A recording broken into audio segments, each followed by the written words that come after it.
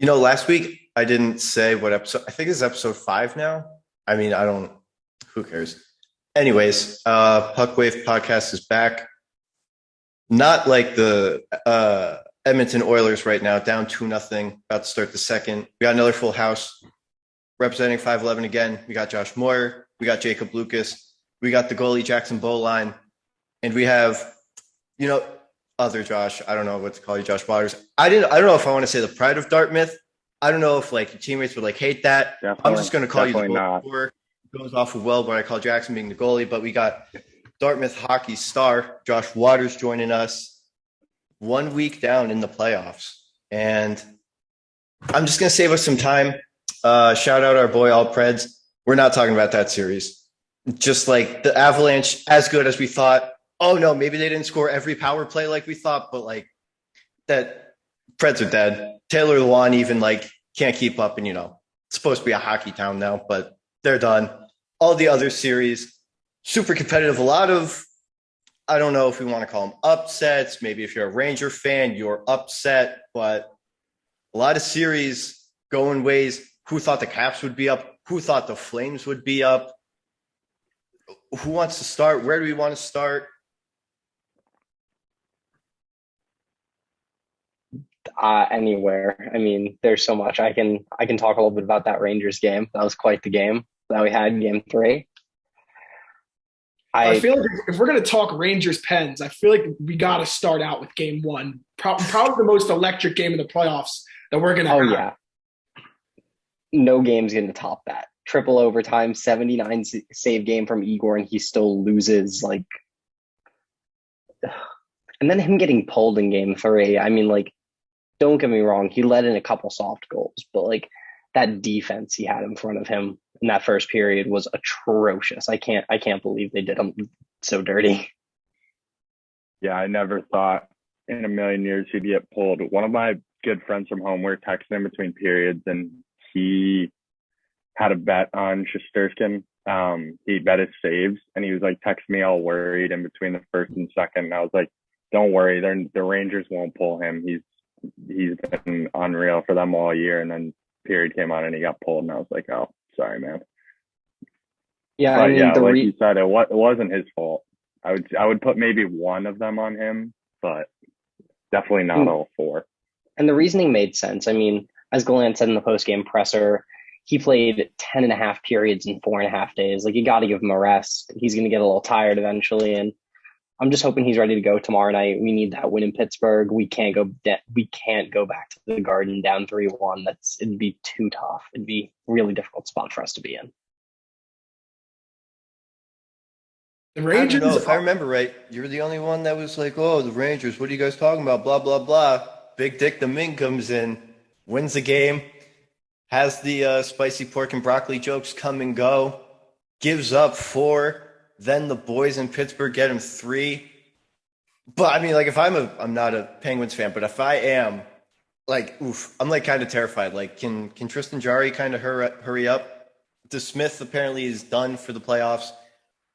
I don't think the Mink's going to win you a cup. He may win you 2 more games of this series, but Tristan Jari, get back soon. Yeah, I mean, I'm not like overly worried. I mean, don't get me wrong, like it's Penguins Rangers. It's an intense series. I'm not confident that the Rangers are going to go in there and like take it, but I'm not overly worried. I mean, you're not going to be able to win every game letting in 4 goals.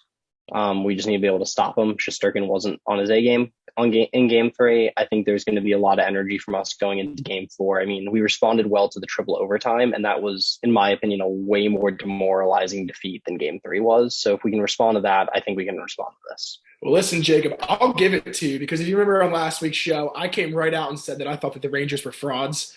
And yeah, they're still down 2-1 in this series. And I think that the Pens have overall been looking like the better team, but they're not going down quietly. Like, the Rangers are really putting up a fight. I'd say that metropolitan playoff hockey, like Rangers Penguins, is probably the best playoff hockey you can watch too, because that's probably been the most physical series that there's been so far in this playoffs. Yeah, and the issue is when we're like on our game, we're the better team. Like, when we're on our game, we're the better team. The issue is like consistency. We'll go out and we'll have a great first period and great 5 minutes to start the second, like in game one, and then just collapse. And then abysmal first, great second period. Where are we in the third in game 2 or game 3? Like we need the consistency, but when we're there, we're forechecking, we're hitting. Like the Penguins are really struggling against that, and I just don't understand why we can't keep that up for 60 minutes. It just doesn't make sense to me. You guys also got to find an answer for Jake Gensel. That dude's a magnet for the back of the net so far. I was going to say, it's also so impressive how good Crosby and Malkin are still.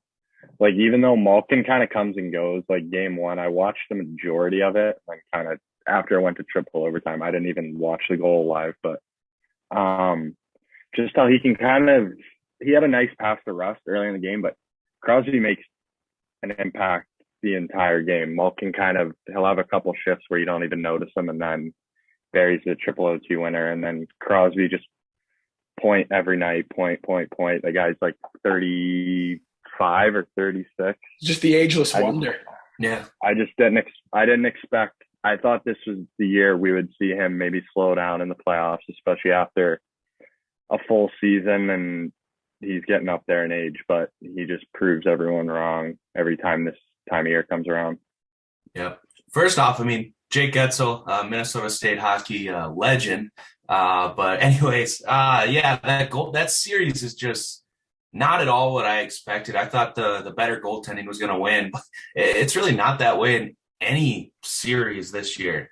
Goaltending has not been winning games too often. I mean, it's a lot of 4, 5, 6, 7 goal games, more than I can remember the last couple of years. But especially this series, I mean, the last game, neither goalie really had a good, too good of a game. It was just who was going to be the better scoring team, a better defending team. JB, how many calls have you gotten about, possibly being in emergency backup? I'm sure, if Louis Domingue is playing in 3 playoff games, your phone has to be blowing up. My men's league, they've been calling me, trying to get me to go. So, what I also failed to mention, he brings up Minnesota State. Now, Jackson didn't go there. Recent college graduate. Congratulations are in line for you. Hey, congratulations. Thank you. Congrats. I mean, since we're all in Minnesota, we want to talk about your Wild, Jackson? Not today, but the last couple of days I'll talk about. Today, I mean, it sucked. They started off horrible. The Blues are without. They're playing down to the Scott Perunovich is their top power play defenseman right now. Who, again, Minnesota State high school hockey legend. I mean, the Blues are depleted in the defense, but the Wild just couldn't do anything today. But the last couple of days, I mean, they dominated. They were the better team. From puck drop, they scored in the first 36 seconds. So I rather talk about the last 2 games than today. But it was splitting 1-1 in a place like St. Louis. Feels better than going back home down in the series, I guess. Just wish we didn't have a stinker that first game, getting shut out and then scoring nearly 4 goals a game since. But we're gonna need a bounce back. It was a lot closer game. I'm not sure if anybody watched it, but it was a lot closer game than the score would say. It was pretty much a 3-4 game, and then Dean Evason, who loves to pull the goalie, it's a drug for him to pull the goalie with over 2 minutes left. I mean, he's pulled it with 7-8 minutes multiple times this year, and they scored seconds later from a bad turnover from Jordan Greenway. But yeah, I mean, it just wasn't a great game from Minnesota, and especially kind of hurts because the Blues are really down in the injuries right now. I mean, they're down, I think, 3 defensemen: Nick Leddy, Marco Scandella. But yeah, I mean, it just sucks not to be able to take advantage of that. But coming back to the X, and hopefully can get a win there, and then go back to St. Louis and shut those fans up. Talking about scores not representing games, that just quickly, that last Ranger game was not a 7-4 game, but we pulled the goalie twice, and now the score should is have been 10-4. Terrible. Hey, okay.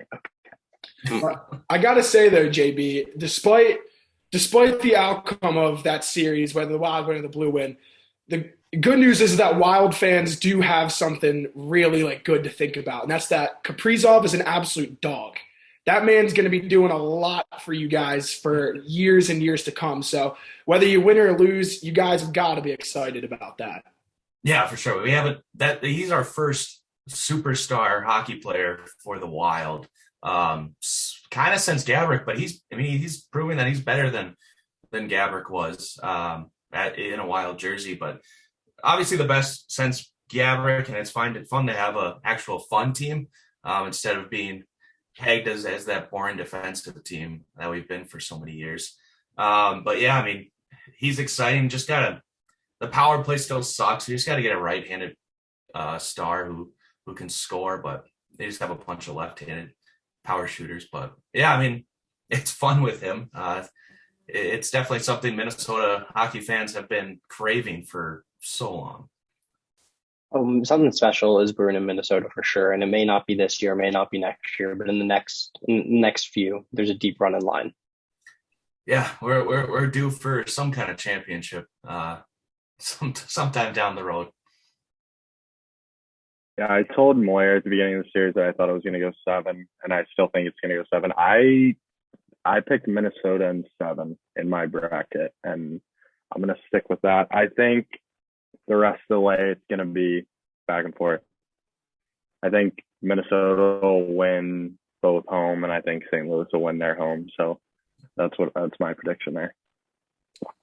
If St. Louis would have lost today, I was fully prepared to not even blame it on like coaching or performance. The fact that they didn't wear those the jersey with like the red and yellow stripes, if they would have lost today, it's 100% because of that. You look good, you feel good. Yeah, like if you're gonna play a Sunday afternoon Stanley Cup playoff game, you gotta bring those out. All the fans were wearing them in the barn, so why not the team? Speaking of maybe Josh Moore's favorite barn, Calgary down 2-1 to Texas hockey, something that I'm sure Calgary will in the Red Sea will not part. The Red Sea will stay intact. But like even 2-1, nobody thought this was gonna happen. And like Josh Waters, I want to go to you. How does Calgary, like, I don't know, wake up and maybe win the series? So I actually, along with Moyer, I picked Calgary to win it all. And I just can't believe how bad their offense looks. Like, that was the number one thing. I thought they were just going to outscore Dallas. I thought it was going to be a sweep. Maybe Dallas got one. But I just thought with Gaudreau and Kachuk, I think they both had 100-point seasons. Did they both have 40-goal seasons too? Or, I don't know about Gaudreau. I know Gaudreau might have been a high 30s. Yeah, but either way, I just thought that they were going to be too much for Dallas to handle. I don't think Dallas is very good, to be honest. And I'm not sold that Ottinger is the long-term answer there, but he has been playing pretty good so far. So I don't know. I think they got to start capitalizing on power plays, the first thing. And then I don't know if it's just getting more pucks to the net or maybe trying to make more plays, but they got to do something, maybe even mix up the forward lines a little bit. But I'm looking at it right now. They got shut out in game 2 and they scored 1 goal in game 1. And then, so they've scored 3 goals in 3 games, which is just, you're not going to win any playoff series scoring a goal per game. So I think the number one thing is find a way to get the offense going, whether that's making a change on the lines or maybe changing up the power play, just something. Let me run this by all you guys. If Johnny Hockey scores that breakaway in the final couple minutes of the game yesterday, ties it up 3-3, most likely goes to OT. Do they win that game? Do the Flames come away? I say yes. They do. I'm going to say not able to lift the puck. That killed all the momentum. Between the 4 of you, myself included, that's 5. That girl behind the Stars bench, no way they were losing with her in attendance. Without a doubt, that's what put them over the edge, dude. I get Biz is a horn dog, so he's going to talk about her anyway, but the fact that it made the pre- and post-game show, like, Texas hockey all the way. I'm assuming she'll be in any future games this series. And, maybe they sneak into the second, third, maybe Stanley Cup, but it was a Oh, deep V. they're giving her free tickets for the rest of the show. No questions asked on that. Biz was 100% like that was a ridiculously deep V. Yes, distraction tactic. But yeah, I mean the Stars are pesky. They gave the Wild fits all year as well. But yeah, I mean, I'm going to say this every time a Minnesota high school hockey legend gets mentioned. I mean, Jake Ottinger, Lakeville North state champion. And also I work for a company that writes for high school hockey. So got to mention that. But yeah, I mean, Jake Ottinger's been pretty good. I mean, he's been really good for this playoffs. And for a guy who has no playoff experience, it's pretty impressive. I don't see it lasting. I think the Flames are too powerful of an offensive team. I think they'll still win this series. I did have this series going into 6, just because I do think Talus they're pesky, even without their 2 stars, Jamie Benn, Tyler Seguin, not being who they used to be. I love Jason Robertson and yeah, their defensive core is pretty strong. But yeah, I still think the Flames are gonna come out and win this series. I wanted to just add on to that. Sorry, Moyer, I'm cutting you off real quick. I just think it's unbelievable how they're doing this without Ben and Sagan, because I mean, they might be doing things away from the puck, but I know Moyer touched on it in his segment about this series, but both under 50 points in the regular season, and then combined they have 1 assist through 3 games. So it's just crazy how their 2 big guns the past couple of years have just gone completely dead, and they're still up in the series. Pavelski is awesome. He's fun to watch. I'm not sure how old he is, but I think he's getting up there in age. But he's got 3 goals in the past 2 games. So it's pretty impressive how they're able to do that basically with Ben and Sagan off the score sheet.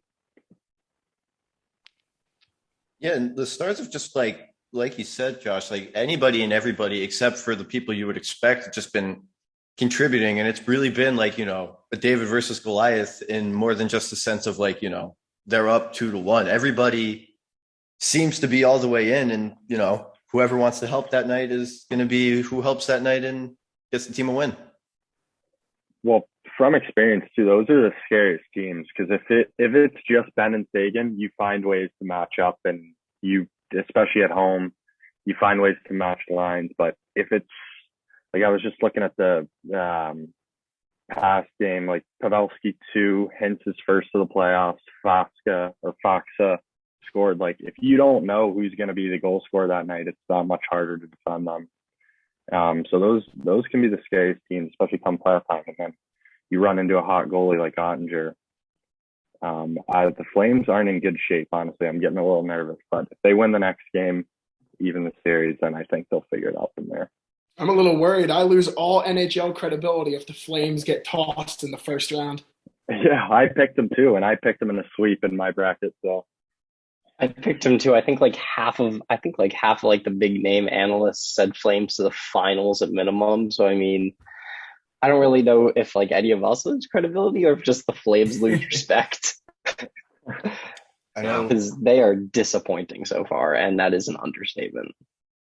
I don't know I don't remember who you picked, Jackson, but I know one of us did not pick the Flames, and I picked the Flames, yeah. Okay, so I'm the only one that keeps the credibility. But I kind of don't. I dogged Evander Kane really bad last week. Dude's really stuck it to me this week, putting up a hattie in the playoffs. Sorry, Evander. I thought, you would never learn because you're in your mid-30s and still doing the same stupid stuff you've been doing your whole career. But shout out Connor and Leon for keeping them under wraps. And, they're probably going to lose tonight. They're down to 10:42 left in the second. So it'll be tied. And, that series, too. Like, I said it was a sneaky good one. It's going to be 2-2 after tonight. That one, I have no idea. It's really whoever like wants to show up that night seems who's going to win. Well, first of I mean, all, let's not get too carried away here. All right, there's 10 minutes left in the second period, so I would not say that the Oilers we're not counting them out yet. Second of all, I'm very happy to see that Evander Kane has moved to offshore books instead of FanDuel or DraftKings, so he's not getting caught anymore. Probably had a couple of big wins, and that propelled him to score a couple the other night. But the Oilers, they just gotta just keep distributing it more evenly. It's really the majority of it has been running still through their top like 4 or 5 guys. And they've been putting in a lot of goals too, but they gotta get their defense in check if they want to make a deep run. I mean, yeah, I agree. Like, we cannot call this game when half of it's still left. But I mean, I got it going right here, and the Kings' defense right now is shutting down anything that the Oilers were throwing at them. I mean, Draisaitl just had a wraparound attempt that he might have been able to get past quick, and you just see like 3 Kings players just swarm the puck, and like 2 of them are able to get their stick in there and break it up before he even gets the shot off. Like, the defense is just on top of them right now, and it's just, I agree. Like, you need to be able to get it away from your top guys because their top guys are getting focused hard, and when you're shutting them down with the Oilers aren't producing. Yeah, once you shut down McDavid and Draisaitl, that's the thing about the Oilers. That's what's giving them fits for the last how many years. That's why they haven't done well in the playoffs. Is because teams have figured out that once you shut down them, it's over. I mean, they're not going to win the game. They don't have the talent alongside with them. Zach Hyman there helps a little bit, but and then Evander Kane. That's another reason they brought him in, but it's just not enough. And yeah, like you said, their defense is not good enough to save them a game either. And we all know their goaltending can be pretty bad too. They're not doing horrible this playoffs, but Mike Smith, it can get off the rails pretty quick. I gotta give the credit to the Kings though. I mean, they're not exactly a super young lineup. Half those dudes should be going to feed the ducks in the park at this point. And they're doing a good job of shutting down the best player in the league. So you got to give them credit for that. Yeah, Alex Edler. I mean, that guy is probably one of the older players. I think he's the oldest player on the Kings, but he's been around forever. So I don't know if that helps the younger defense on this team, but that acquisition was pretty good this offseason. I actually didn't know he was still in the league, completely honest, until I watched game one. But the other thing I wanted to mention, Evan Bouchard, who was I think he was half a point per game in the regular season. He's got 5 in 3 games so far. So that's been huge off the back end. But I mean, it's not that pick up a few secondary assists when you put up 14 goals in 2 games, but still, if they can get production like that, they need production tonight. They don't have a goal yet. And I think they might be 0 for 2 on the power play, but I still have faith that I think they'll at least put up 2. So if they can shut down Edmonton for the last period and a half here, I think we'll have a pretty good game. But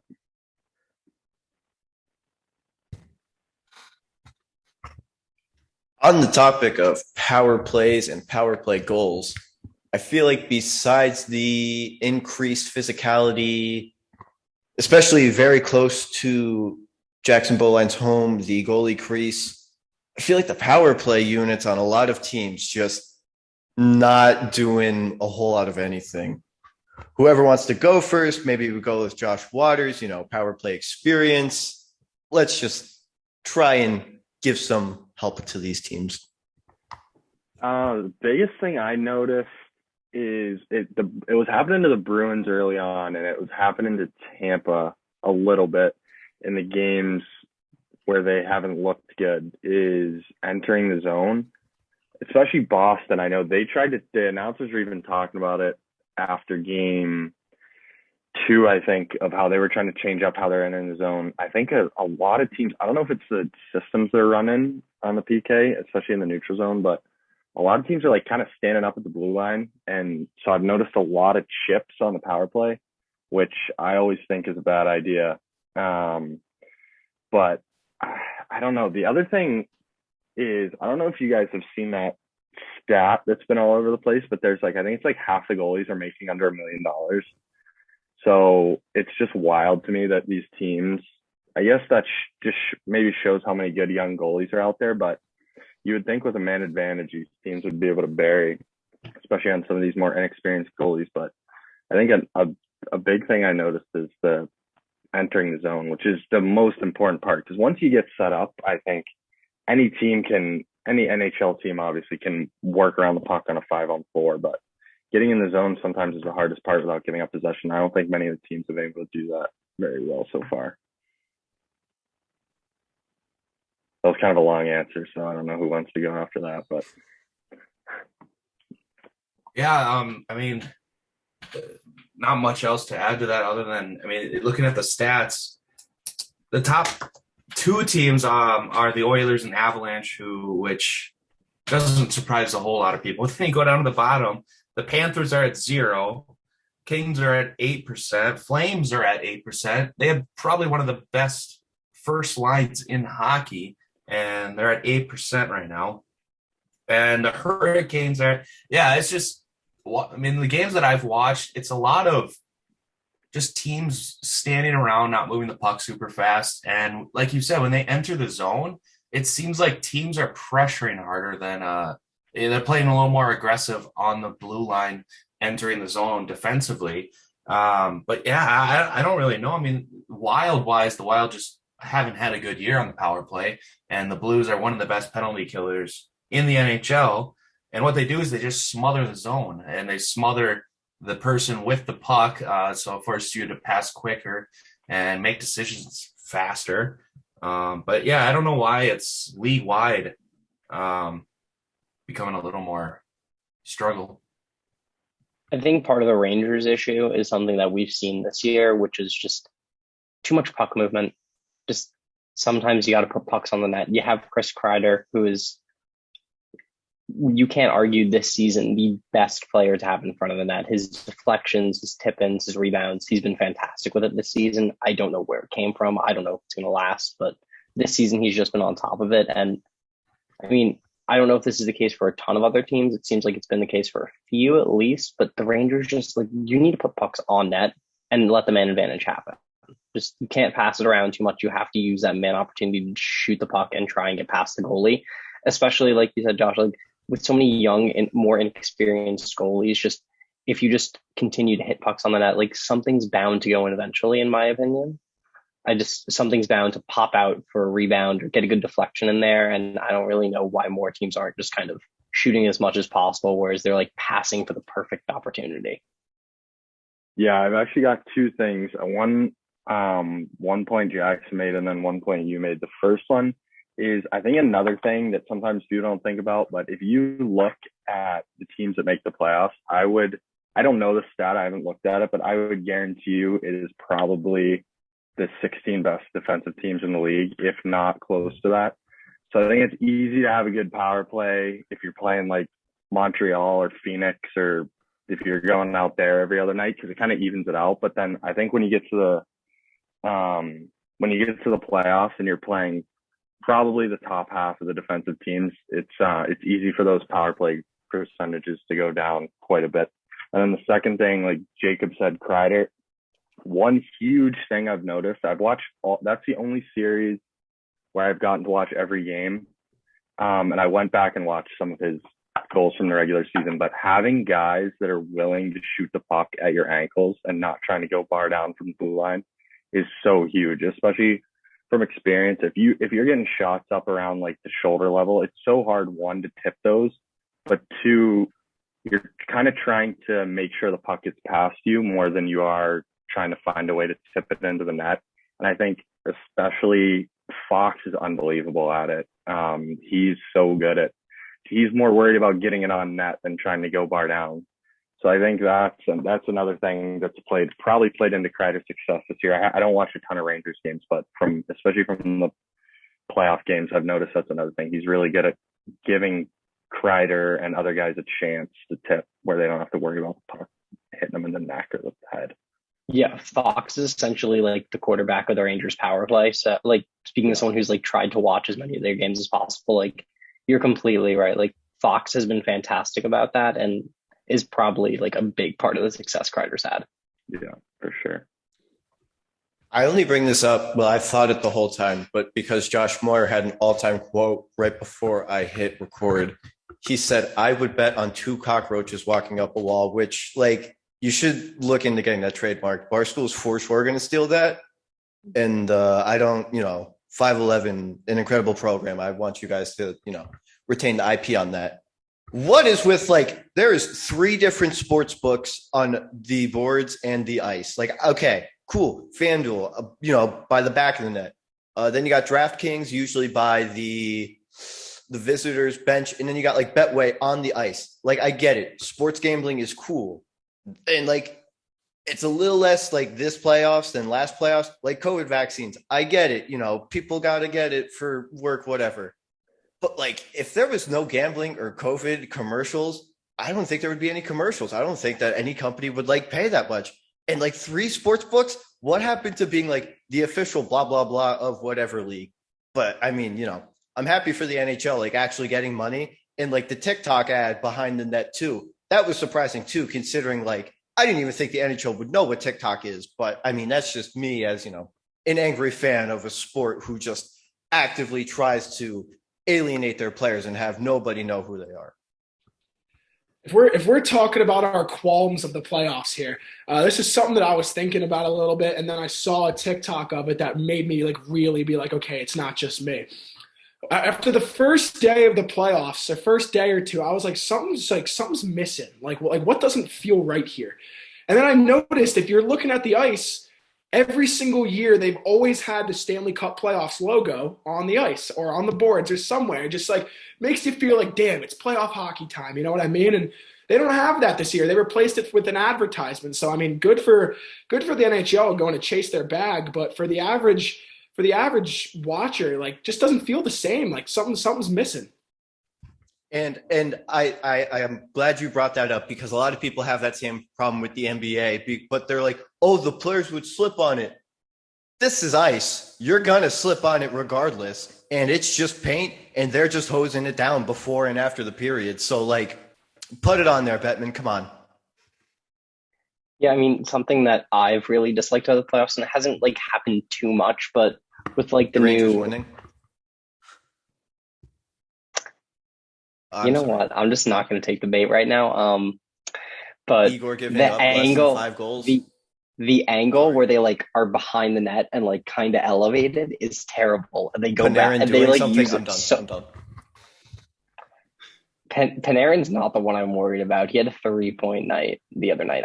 Mika's the one I'm worried about. Anyway, but like when they have that like slightly elevated behind the net angle and they like stay on it for like a full 2 minutes when there's offensive zone pressure, it's a terrible angle to see the play developing, and they keep going back to it. Like, why? It's awful. Dude. So glad you brought that up. I was thinking the same thing. I'm like, all right, like, like I'm liking this angle. This is cool. And then it stays there for another minute. I'm like, okay, like, we can switch back, and then it just keeps going. I'm like, all right, like, let's wrap this up. Like, let's go back to normal. Exactly. It's good for like 15, 30 seconds at a time, not 2 minutes. Yeah, ESPN thinks that the NHL is a college basketball game, and I have nothing wrong with college basketball. And, during COVID, we can try stuff out.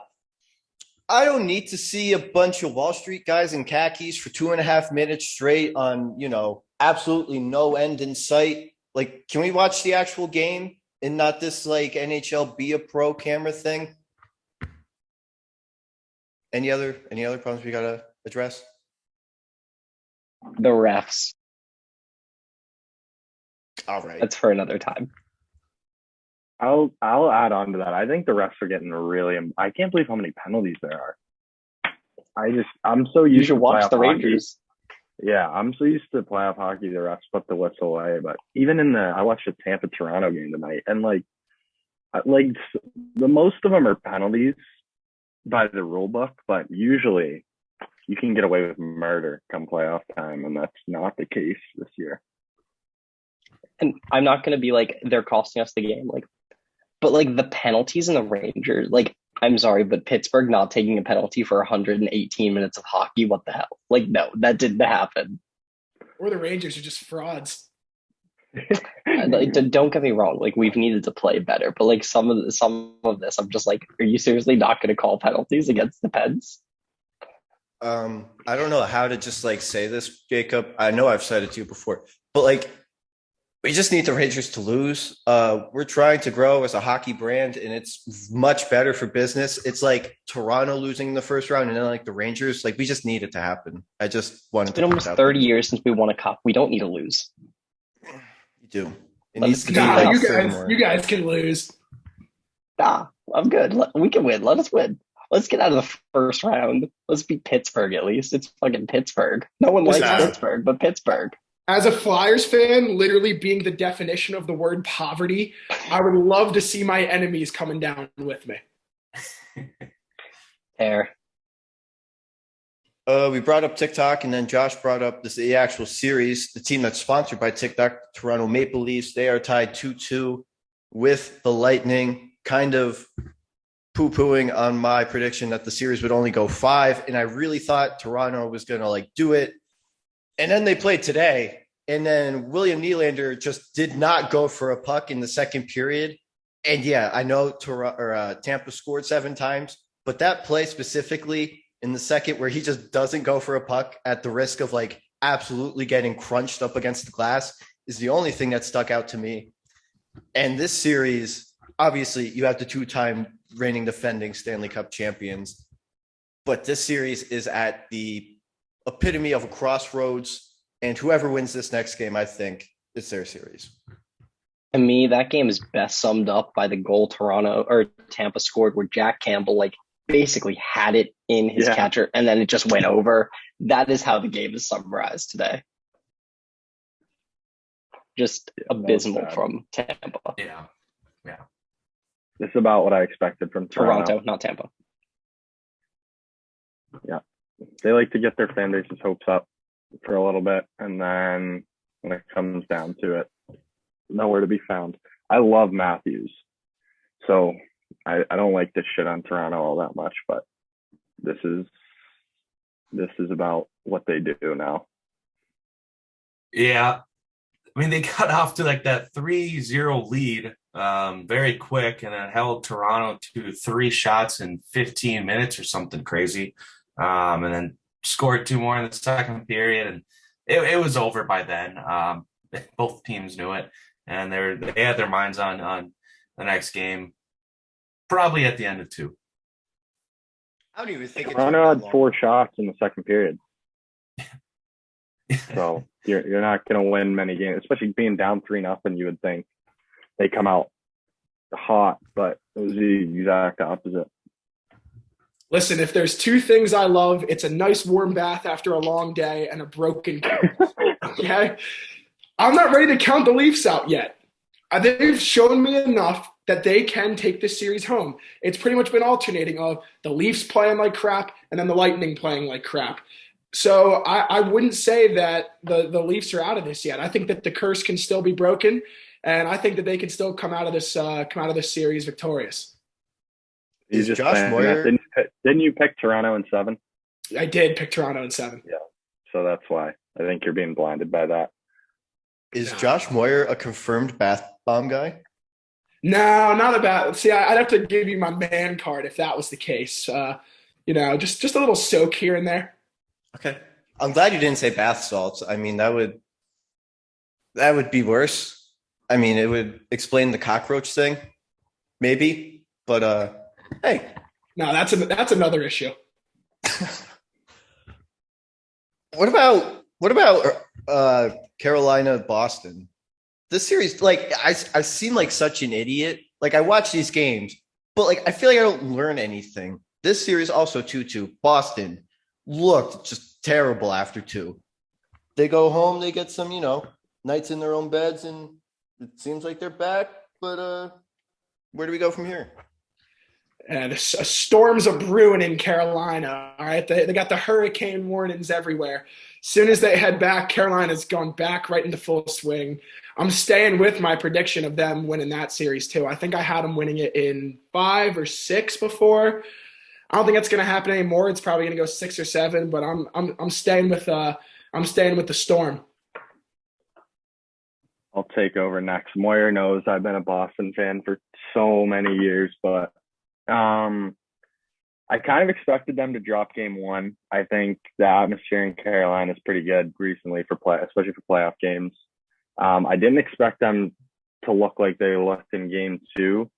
I think it's crazy how big of a difference throwing Swayman in the net has been, which I didn't expect him to make much of a difference, but he's been really solid because I'm 99% sure Allmark lost 1 and 2 and then Swayman 1, 3 and 4. Is that right? Something like that. I think they switched over to Swayman after they went down 0-2, but Bergeron has been unbelievable. I'm not even going to talk about Carolina because I'm just going to stay on Boston here and be a bit of a homer, but Bergeron has been unbelievable. I'm trying to look up right now. I think he's probably at like 2 points a game. He's got 5 or no, yeah, he's got 6 and 4. He had nothing and -2 in the first game, but he's another one. He doesn't get the hype Crosby gets. He's not as good. I'm not trying to say that, but he's a guy who doesn't seem to age either. Marchand, no one likes him. I completely understand why, but he's been good the past couple of games as well. McAvoy being out, I don't know how long he's going to be out.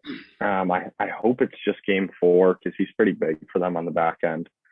But he's been good. I think DeBrusque finally broke through today too, which was huge because they need some secondary scoring. Coyle picked up a goal at home the other day. Taylor Hall's he's been a surprise. Everybody knows the name, but I don't think he's exactly what people expected. He's the number 1 pick. He's been kind of serviceable for them. Is how he has been. Yeah. No, that's a good way to put it. I'm not going to complain about him whatsoever, but he's also not a guy who's going to go out there and get you a point a game. But I think game 5 will be huge. I don't fully expect Boston to win it, but I think as long as they put up a fight and don't really look like how they looked the first 2 games in Carolina, then I'll have a lot more confidence, especially them going home. They're not going to lose game 6. So I think it's either going to go to 7 or they'll find a way to win the series 4-2. But I had very low hopes after game 1 and 2, but they've kind of sparked me back up again. I still like them to win this series. I mean, look, Metropolitan Division don't like the Canes because of it. Rangers fan don't like the Bruins. Like I have some animosity toward both teams. I picked the Bruins in the upset, and I'm sticking with that, especially with Ronta now out. I know the kid's been playing well. Chekhov is his name, I think. Like he's been playing well. Don't get me wrong, but ultimately, I think the experience and the grit of Boston is going to be the factor here. Like the Canes don't really have they don't have the playoff experience that Boston has, and they don't play with that same level of tenacity and that same level of aggressiveness. And I mean, I think it's been shown like the Canes are like a quick and a flashy team, and it's benefited them in a lot of ways. But when you really are able to crush them against the boards, they falter. I mean, they're not able to move the puck like they want. They're not able to generate the kinds of opportunities and shots they like to. And I think that crushing them against the boards and playing that physical game has been their downfall. And I think the Bruins are just going to keep it up and ultimately take it. I think it does go 7, but I think they take it. Yeah, my internet's not doing too well, so I don't know if I'm coming in choppy or not. But Boston, they're pesky. They're not. I knew they wouldn't go away. Like you said, Brad Marchand, he's got 4 points in today's game. He had 2 goals and 2 assists, and he was throwing out racist accusations, and he was on one today as they took that one. But I mean, it's going to be a 7-game series. I think that's what I predicted at least. So I think I'm going to stick with that. I think it could go either way. I've had my question marks on Carolina throughout this year, and Boston was coming in pretty hot. So I don't know. It's going to be a fun series. I think also, like Jacob said, with playoff experience, I think it's going to go to game 7. And I think in a game 7 situation, I would take that Boston lineup over that Carolina lineup every single time. It being in Carolina, it's a little scary if you're a Boston fan. Moyer, you can't just go with your picks, dude. You got to actually watch the games and see I've been watching the games. Playing well. Storms are brewing. But I think in a game 7 scenario, I don't know how you go against Bergeron, Marchand, guys like that. So, Yeah. Speaking of going against the stats, here's a little stat for you. This podcast got an email this past week.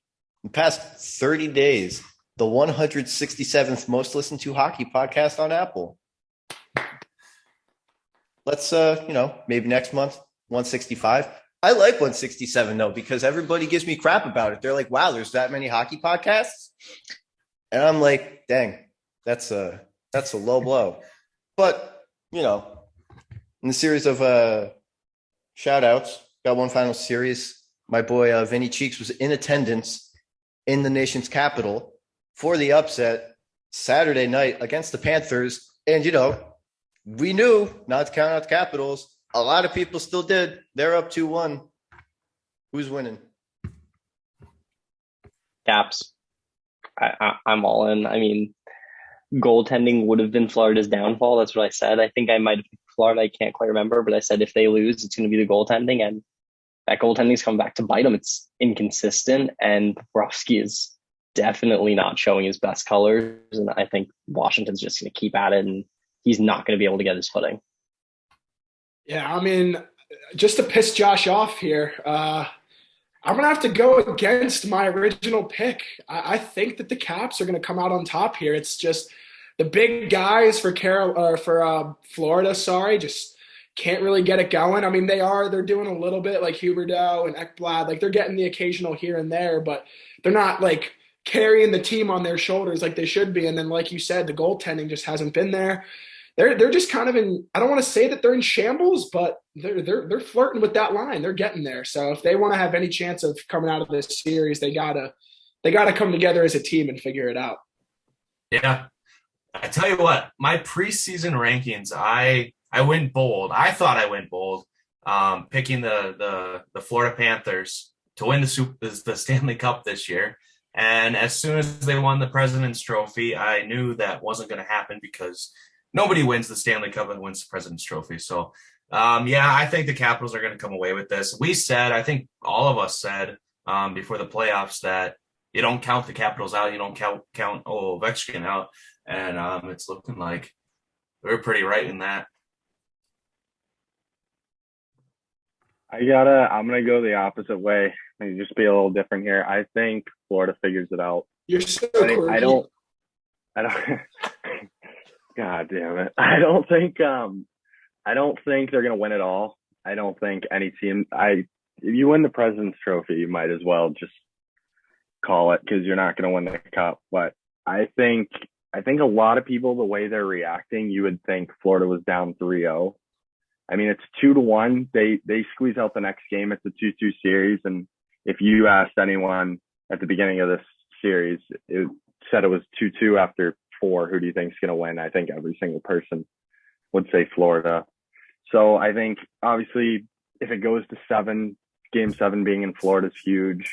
So I think next game is kind of going to determine that series. And I think Florida will be able to turn around. It is astonishing though, how good Washington's playing. Like they're just like a 6-1 win against the best team in the league. I don't care if you have home ice or not.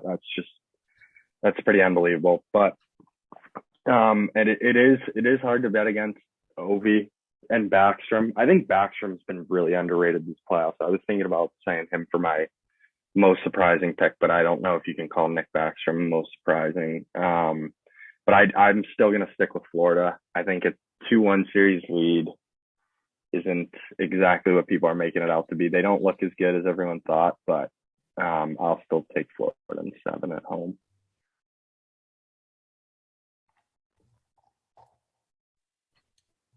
I'm trying to think. Is there anything we did not tap on? There's a lot of hockey we talked about, a lot of players, a lot of blunders as Edmonton misses another shot in a game that I called, about 20 minutes ago, but They're a bunch of bums, bro. Yeah, they suck. I mean, Josh Water said it, but I think it'd be cool to go through and kind of who surprised us the most this playoffs. I think that'd be interesting. I feel like we've had a lot of players just kind of either beat expectations or come completely out of nowhere. And I don't know, just like to see everyone's thoughts on that. I had an answer lined up for this, so I can go first. Two guys, I'll talk about one a little bit more than the other. The first one, I won't talk about as much, but Evan Rodriguez. It's a bit of a recency pick because he had 3 points, and those are his only 3 points of the series in his last game. But even the games that he didn't score in, he's been pretty effective. He's been really physical, which surprised me. But I think he's looked good. He's on the power play, which I didn't actually know. I don't watch a whole lot of Pens games, but I think he's looked pretty good. And then Ross Colton was gonna be the one I wanted to talk about. He's a Jersey kid, and Moyer knows my brother Mike. My brother used to skate with him a little bit because I think Ross played for the same youth team that Mikey did. But he got his third goal of the playoffs tonight on an empty net, and he scored a bigger one to kind of put the game away 3 minutes into the second, make it 4-0. Make it 4-0. He's just a guy who he doesn't play with. I don't think he plays with any of their like studs. But he finds a way to score like 22 goals in 79 games. Doesn't sound crazy, but you look at his time on ice. He plays 12 minutes a game. So to get significantly less than a third of the game and score 22 goals, I guess Moyer just computer died because he didn't want to find a charger and plug his computer in. But I would say Ross Colton, he's looked really good. Tampa's found their way back into the series, and I think he's been a huge part of it. I'll keep it on the Pittsburgh front. We all knew who Jake Gensel was before, but he's just taken over the series. And with like a team that has, as we said before, Gino and Sid, he's just been like the guy. And I jokingly said it, but it's like almost coming true. Like, he might be the best player in the NHL right now. Obviously, a very small sample size, and it probably won't last, but like, he's just been incredible these 3 games already. And, you know, without him, who knows where they'd be. Yeah, I mean, he's super dynamic. He's been he's been a great goal scorer since he came into the league. Obviously playing along with Crosby can help that, but so I mean, here in Minnesota we know him pretty well, and he's just super, super impressive, especially in the playoffs. Best time to do it. He reminds me so much of when they had Chris Kunitz, like a college guy who maybe you didn't expect a lot of. I think Kunitz went to Ferris State, so kind of like not like a Minnesota or like a Michigan, and then obviously Gensel went to Omaha, but and then I'm looking at Gensel's stats right now. You go from 2010 to 2014, he had 4 straight 20-plus goal seasons. He had 23, 26, 22, and then he had his breakout year, or I guess not breakout, but best year in 13, 14, where he had 35. And you just get that lefty kind of knows how to put the puck in the net, but probably couldn't do it themselves. And I used to grow up watching that team because my parents are both from Pittsburgh, so my dad's a huge Penguins fan, and I just can't believe how much Gensel reminds me of Kunitz. And not to take anything away from him, but I think Crosby's the biggest part of his success. But still, you need a guy who not everybody could put the puck in the net just because you set him up. So I just want to draw that connection. But yeah, he's been a stud. Yeah, I'm actually gonna bit of a homer bias, but I'm actually gonna go to the Penguins' opponent because it's the team I watch the most. And I'm going to say Condre Miller. And don't get me wrong, he had a stellar season. But, you know, you expect kids to have that playoff adjustment. You expect the veterans to step up. And for the Rangers, honestly, it's been the opposite. The veteran defensemen have really been letting us down, and the kids have stepped up. And I think far and away, Miller has been the Rangers' best defenseman on the ice all 3 of these games.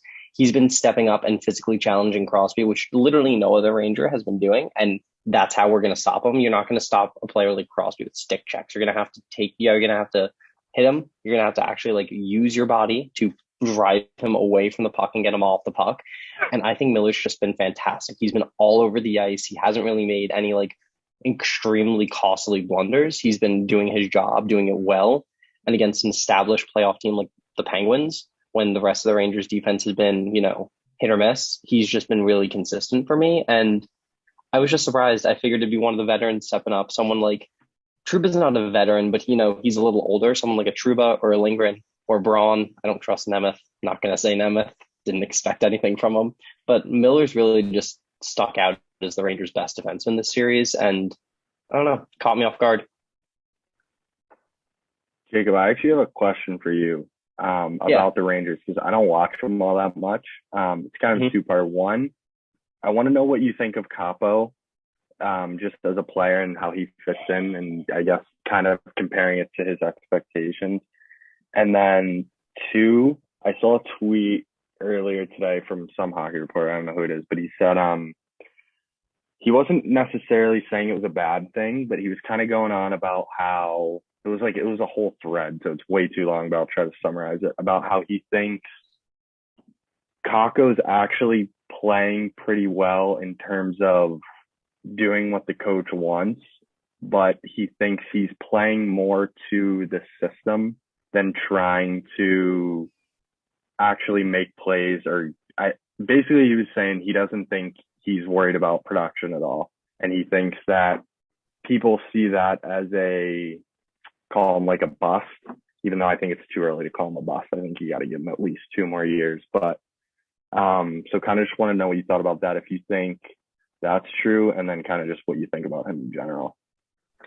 Yeah, so I mean, definitely too early to call him a bust. I like got a mixed opinion. Like there are some plays in which he conforms to the Ranger system of trying to set up the pass and trying to like take a shot from the point and get like a rebound or a deflection going. But I think there's also been instances in which he has really tried to like showcase his star power and why he was a second overall pick and drive to the net and make the play himself. I mean, I'm not going to get into it, but like the play he made that ended up in a Hedel goal that then got called off, like that is a fantastic play. And that's something he doesn't do often, but I like that he did it because it shows, he can take on a veteran playoff team like Pittsburgh and like make those plays.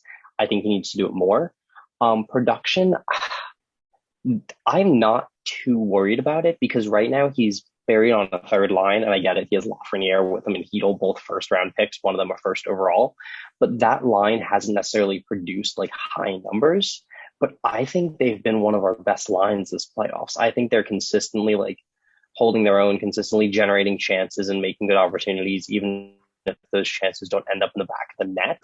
So I'd love to see production get up, but it's not like overly concerning to me.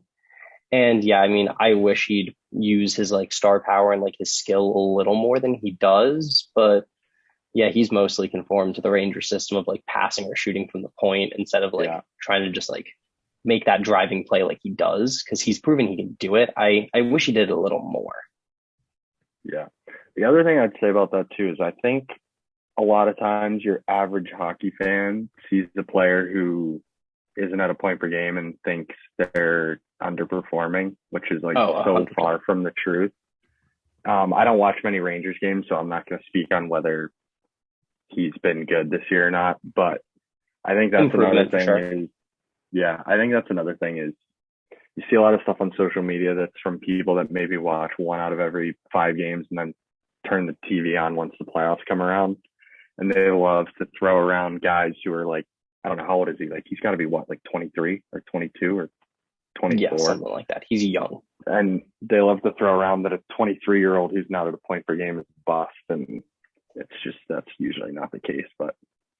Yeah, it's ridiculous. I mean, New York Rangers Twitter can be so negative. I hate it. I hate this guy isn't, scoring 60 goals in the season, bust. Like, no, he's a young developing player. Give him time. Yeah. Well, also he could be playing against